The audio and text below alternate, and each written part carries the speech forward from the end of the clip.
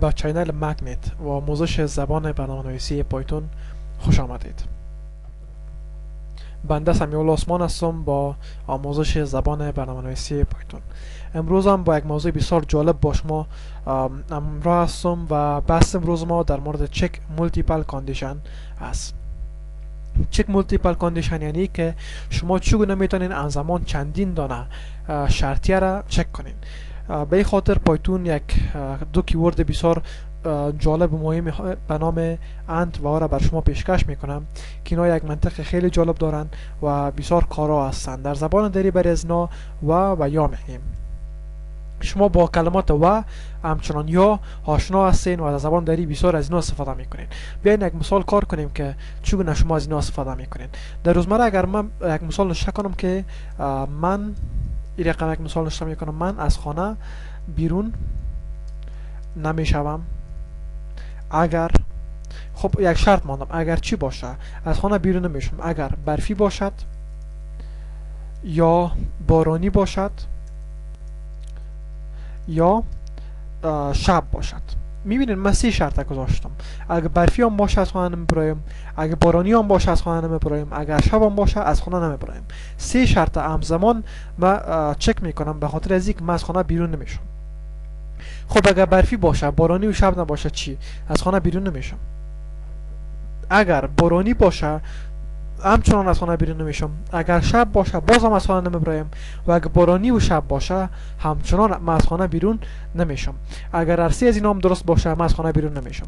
تنها در صورتی من از خانه بیرون میشم که برفی هم نباشه، بارانی هم نباشه و شب هم نباشه. پس وقتی شرط ما درست میاد یا ترو میشه وقتی که حداقل یک از اینا درست باشه. ببینین با چه رقم کار میکنیم. اگر من نوشته کنم من از خانه بیرون میشوم اگر یک شرط میگذارم. خب اگر چی؟ اگر برفی نباشد و دوشنبه باشد. من 2 شرط گذاشتم همزمان به خاطر یک حالت. ببینین من از خانه بیرون میشم. اگر برفی باشه همچنان جمع از دوشنبه هم باشه. اگر برفی و دوشنبه باشه من از خانه بیرون میشم. ببینین اینجا چه رقم کار میکنه؟ اینجا یا چه رقم کار میکرد؟ من از خانه بیرون میشم اگر برفی نباشد، بینیره نباشد نشته کنم، برفی نباشد و دوشنبه باشه. خب اگه برفی باشه و دوشنبه نباشه، دوشنبه باشه باز چی؟ یعنی برف میبرایم اگه دوشنبه است حالا از خانه نمیبرایم. اگه برفی نباشه و همچنان دوشنبه نه یک شنبه باشه باز چی؟ بازم از خانه نمیبرایم. یعنی تنها در صورت ما از خانه میبرایم که همچنان برفی و دوشنبه همچنان یک جای باشن، هم برفی باشه و هم دوشنبه باشه. پذیرین که و یا از هم دیگر خود فرق دارن و در زبان دری ما از اینا چه رقمی استفاده میکنیم. بیاین ما گیت منطقی بر شما دانلود کردیم ببینین چه رقم از اینا استفاده میشه. اول باید بگیم که گیت منطقی زیاد هستن. گیت آر است، نات است و چندین نوع دیگه. ما اینجا فقط بالای 2 دانه از اینا تمرکز میکنیم، اند و آر. گیت اند چی است؟ گیت اند یک مدار منطقی ساده است که حداقل 2 ورودی و 1 خروج دارد. یک خروجی. عملکرد گیت منطقی اند مدل یک اتصال سریع در جبل کلیدی است و به صورت ضرب در جبل بولی نمایش داده میشه، یعنی x1 ضرب در x2. این گیت میتواند بیش از 2 ورودی داشته باشد. ایران دقت کنین در گیت اند فقط در صورت خروجی ما 1 میشود که 2 ورودی ما 1 باشه. یعنی وقتی که همزمان هر 2 ورودی ما 1 باشه یا ترو باشه گیت منطقی اند ترو میشه یا 1 میشه. 1 منظور ما از ترو، 0 منظور ما از فالس. ببینین ما اینجا حداقل 2 ورودی داریم، 2 ورودی، 3 ورودی به این شکل تو هرچی میخواین و در کل 1 خروجی داریم. او خروجی هم یا ترو است یا فالس است، یا 0 است یا 1 است. به جدول دقت کنین نوشته شده ورودی ها و خروجی. در ورودی A و B اگر ورودی A ما 0 باشه و ورودی B ما هم 0 باشه یعنی هر دو از اینا فالس باشن، 0 ضرب در 0 خروجی ما 0 است. اگر ورودی A 1 باشه ورودی B 0 باشه، 0 ضرب در 1 بازم 0 یعنی فالس است. اگر A 0 باشه و B 1 باشه و ترو باشه بازم 1 ضرب در 0 0 است. ولی اگر A هم 1 باشه B هم 1 باشه 1 ضرب در 1 خروجی ما هم 1 است یا ترو است. پس تنها در صورت گیت منطقی اند خروجی 1 یا ترو داره که تمام ورودی ها ترو یا یک باشند. چی دو است چی چندان دیگه هستند همشان باید یک باشند که خروجی اند یک شود. این گیت منطقی اند شد. ببینید گیت آر چی است. گیت آر یک مدار منطقی ساده است که دو یا چند ورودی مختلف و یک خروجی دارد، یا یک خروجی داره یا ترو یا فالس. اول کرده گیت منطقی آر مدل یک اتصال موازی در جبل کلیدی است و به صورت جمع در جبل بولین نمایش داده میشه، یعنی یک جمع x2. این گیت میتونه بیش از دو ورودی داشته باشه و گیت آر فقط به صورت خروجی ما یک میشود که حداقل یک ورودی ما یک باشه. یعنی اگر صدها ورودی هم دارین، اگر حتی یکشم ترو باشه یا یک باشه، خروجی آر یک است. به جدول دقت کنین. ورودی های ما A و B و خروجی ما را به شکل A R B. اگر A صفر باشه، B هم صفر باشه، صفر جمع صفر صفر. اگر A یک باشه، B صفر باشه، صفر جمع یک بازم یک. اگر A ما صفر، B ما یک باشه، صفر جمع یک بازم یک. و اگر A ما یک یا درست باشه، B هم درست باشه، پس خروجی ما هم درست است، نور علی نور میشه. پس دقت کنین که تنها در صورت خروجی آر صفر است که تمام ورودی های ما صفر باشه. کل ورودی ها وقتی که صفر باشه، خروجی آر صفر است، دیگه در تمام حالات یک است. بیاین یک چند مثال زنده کار کنیم ببینید در پایتون چه رقمی کار میشه. من یک مثال نشون میکنم. مثلا نشون میکنم که 5 میبخشین 5 بزرگ است 3 است. درست است نیگه؟ بله 5 بزرگ از 3 است. نشون میکنم 3 هم بزرگ از 1 است. بله 3 هم بزرگ از 1 است، ترو است.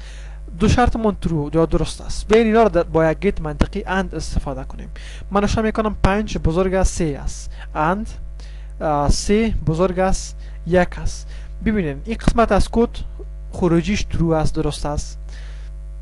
این قسمت از کد هم خروجیش ترو یا درست است. پس خروجی اند هم چی است؟ درست است. وقتی که دو طرف اند درست باشه، یک باشه، یک ضرب در یک خروجی اند هم ترو می باشه.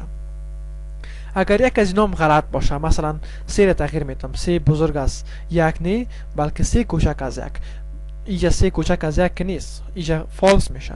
پس خروجی اند هم چی باید باشه؟ باید فالس باشه. پس بر شما واضح میشه که تنها در صورت اند جوابش ترو میشه که دو طرف تمام کاندیشن ها هم ترو باشن. خب بیایم با فالس یک سوال کار کنیم. نشون میکنم که 3 مساوی به 3 معادل به 2 است. 3 معادل به 2 است؟ نه خیر. یا 3 بزرگ است 2 است. خب ببینید 3 معادل به 2 نیست، اینجا فالس میشه. و اینجا 3 بزرگ است 2 است. بله اینجا ترو میشه. میتونم یک شرط دیگه بانم. نشون میکنم که 3 کوچک از 2 است، اینجا فالس میشه. 3 کوچک از 2 نیست، فالس است جوابش. 3 مساوی به 2 نیست، اینجا فالس است. ولی در یک قسمت جواب ما ترو است که 3 بزرگ از 2 است. پس خروجی آر چی است؟ ترو است. ترو وقتی خروجیش ترو میشه که حداقل یک از کاندیشن ها ترو باشه. پس اینجا واضح میبینید که اند و آر این دو گیت منطقی چگونه کار میکنن. بیاین یک مثال زنده کار کنیم با پایتون. شما فرض کنین که یک سایت میسازین و در اینجا به یوزرهای خود یک اکانت میتین و بر اکانتشون یک پاسورد درشان میتین. اونا وقتی که اکانت درست و پاسورد درست همو اکانت وارد کنن، میتونن داخل دیتابیس شون. و اگر یک از اینا غلط باشه، یعنی اکانت خودش رو وارد کنن یا پاسورد خودش رو وارد کنن، نمیتونن داخل یوزر خود شون. پس بیاین همین تو یک کد نشون میکنم که اکانت مساوی به یک نام برش میتیم، مثلا احمد، و پاسوردش هم برش یک چیزی میتیم، مثلا ABC123 فرضاً. و حالا یک کد نشون میکنیم که اگر یوزر ما امی اکانت و امی پاسورد وارد کرد، میتونه داخل یوزر شوه، غیر از او نمیتونه وارد به یوزر شوه. نشون میکنم F اکانتی که وارد میکنه مساوی باشه به معادل باشه به احمد. از کدام گیت منطقی استفاده کنم؟ معلوم است که اند و پاسورد ما را باید معادل باشه با میبخشین ABC123. اگر این رقم باشه، ما برش پرید میکنیم که you can access to your account. خب اگر رقم نباشه، اگر یک از اینا رو شما وارد کنه، باز چی؟ else پرینت میکنیم sorry you can't log in فرزنی رقم یک چیز. بیاین ببینیم ما اکانت درست احمد وارد میکنم، پاسورد هم درست وارد میکنم و ایره وقتی که رن کنیم میگه که you can access to your account. چون هم این قسمت از کد ترو است و هم این قسمت از کد ترو است اند هم ترو میشه و این بخش از کد رن میشه. خب پس میبینین که اند تنها در صورت درست میاد که هم اکانتش هم درست باشه، اکانت درست باید وارد کنه، پاسورد هم باید درست وارد کنه. پس من اینجا از گیت آر استفاده نمی کنم. گیت آر وقتی را وارد اکانتش میکنه که یا اکانت خود درست وارد کنه یا پاسوردش. این گپ اشتباهه. باید همزمان هر دوی از اینا درست باشه، هم اکانت درست باشه هم پاسورد. پس از گیت اند استفاده میکنم. اگه پاسورد غلط وارد کنه، مثلا قسم یک چیز وارد کنه، باز چی؟ باز میگه که تو نمیتونی که وارد اکانت شوی. پس بهترین راه استفاده از اند است. در این زمان اگر اکانت خودم غلط وارد کنه، مثلا اکانت محمود وارد کنه، بازم بر از این میگه که تو نمیتونی وارد اکانت خود شوی. پس اند در صورت تنها درست میگه که هر دو طرف از اند درست باشه. بیاین یک مثال دیگه کار کنیم. فکر کنین بازم یک دانه سایت دارین و در سایت خود تمام یوزرهایی که اکانت میسازه را در یک لیست ذخیره میکنین. یعنی من میخوام بیام یک یوزر نو جور کنم، شما یوزری که من جور میکنم من داخل یک لیست ذخیره میکنین. پس نوشته میکنم اکانت لیست یک. در یک اکانت لیست اشخاصی مثل احمد هستن، مثلا اشخاصی مثل محمود است در این لیستی که شما ساختین. دیگه کی است؟ دیگه مثلا خالد است. به این شکل میتونم بگویم زیا است و این لیست فکر کنین پر شد. هزاران دانه یوزر آمد در این لیست خود ثبت ساخت و این اکانت لیستتان پر شد. حالا یک اکانت لیست دیگه جور میکنین. این نامش اکانت لیست دو میگذارین. خب در اکانت لیست دو اینجا تی فراموش کردم. در اکانت لیست دو هم شما این شکل یوزرهایی که میانه ذخیره میکنین. در جا یک نفر به نام فهیم آمده، یک نفر دیگه به نام تیمور آمده، یک نفر دیگه به نام شاکر آمده. بس همین نفر آمده این خدا ثبت نام کردین. خب حالا یک نفر میخواد بیای وارد اکانت خود شوه. شما باید اول چک کنین که آیا این اکانت قبلا پیش شما ثبت است یا نه. اگر بر شما پیش شما اکانتش ثبت است، پس او میتونه وارد اکانت خود شوه. در غیر از اون نمیتونه وارد اکانت شوه. این تو یک کد نوشته میکنم. خب نوشته میکنم اف اول از او یک اکانت بخوایم، یا مثلا یک اکانتی وارد میکنه هر چی که میخواد ایره پس آن وارد میکنیم. یک کد نوشته میکنم، بر از این نوشته میکنم اف اگر می اکانتی که شخصی که میخواد وارد شوه وارد میکنه و این مساوی باشه به این اکانتی که وارد میکنه وارد باشه، یعنی باشه در لیست اکانت لیست یک. بیاین داخل پرانتز هم میره بگیریم. اینجا میگه اگر اکانتی که این نفری که میخواد وارد شوه باشه در اکانت لیست یک، شما این کار کردین در درس قبلی، یا ای که امی اکانتی که وارد میکنه باشه در اکانت لیست دو. اکانت لیست دو در یک از اینا باشه. ببینه که در اکانت لیست یک است، اگر نیست خیره در اکانت لیست دو باشه. در هر کدامشان که باشه درست است. یک اکانتی که وارد میکنه میخواد وارد شوه چی در اکانت لیست یک باشه چی در اکانت لیست دو باشه، هیچ کدام مشکل نیست. اون نفر میتونه که وارد اکانت خود شوه. print you can log in یا نشان میکنیم که we have this account.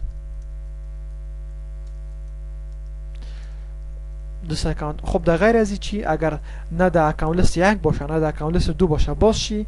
باز نشان میکنیم که sorry we don't have this account. خب بیاین حالا که یک اکانت وارد کنیم. مثلا اکانت خالد وارد میکنم. خالد حالا این قسمت از کد ما چک میکنه آیا خالد در اکانت لیست یک است. اگه است خوب، اگه نیست خیر دیگه شبیبی. آیا در اکاونت لیست 2 هم است؟ دایی است، درست است، ترو از جوابش. نه دایرام نیست، خیلی فالس است. ببینیم میگه we have this account، چون خالد در اکاونت لیست 1 است. اگه در اکاونت لیست 1 است کافی است، پس ما یک اکاونت داریم. خب اگه در اکاونت لیست 1 نباشه، در اکاونت لیست 2 باشه، مثلا شاکر ما وارد میکنیم، باز چی؟ باز هم درست است، ما یک اکاونت داریم we have this account. اگر در دوی از اینا نباشه، مثلا یک نفر به نام تمیم باشه، باز چی؟ باز sorry we don't have this account. اگر در اکاونت لیست 1 هم نباشه، در اکاونت لیست 2 هم نباشه، پس به این معنی است که ما یک اکاونت نداریم، پس بر شما جواب فالس پرینت میکنه. خب یک مختصری از شکل یا نحو کار گیتای منطقی اند و اور بود. انشالله شما به شکل درست میفهمین که اینا را چه رقم کار میکنین و درسای بعدی را انشالله که از اینا مثاله بسیار زیادی کار خواهد کردیم. یک قسمت دیگه هم در چپترتان آمده، فقط ساده نشتیش میکنم. شما میتونید که بولیان ترو و فالس هم در متغیرها ذخیره کنین. شما ترو و فالس هم میشناسین، اما خروجی های بولیان است، یعنی که اگر درست باشه ترو، اگر غلط باشه فالس. میتونم در یک متغیر ذخیره کنم. مثلا در متغیر گیم اکتیو میتونم ترو ذخیره کنم با حرف تی بزرگ، ترو بله ذخیره میشه. و میتونم که مثلا در یک چیز به نام کنید، در یک متغیر دیگه کنید، یک متغیر به نام فالس ذخیره کنم،